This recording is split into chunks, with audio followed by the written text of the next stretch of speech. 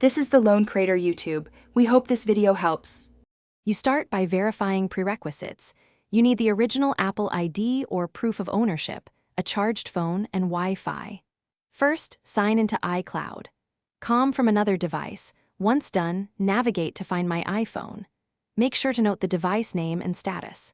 If you can access settings on the phone, go to Face ID and passcode and toggle off Face ID for iPhone after authenticating.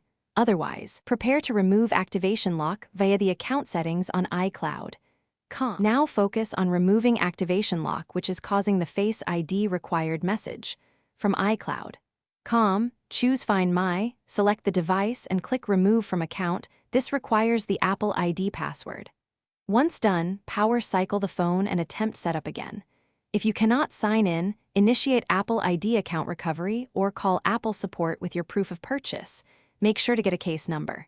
Keep that number handy, because Apple may need it to clear stolen device protection. Finish by restoring normal setup. Reboot the phone, complete iOS setup, and re-enroll Face ID while following the guided prompts. If the device still shows Face ID is required because of stolen device protection, put it into DFU mode and perform a restore using Finder or iTunes on a trusted computer. This can clear corrupted states once activation lock is removed. If problems persist, contact Apple support with your proof of purchase and any error codes. They can escalate. One key tip: always save the support ticket ID. Thanks for watching. Consider subscribing if we helped you.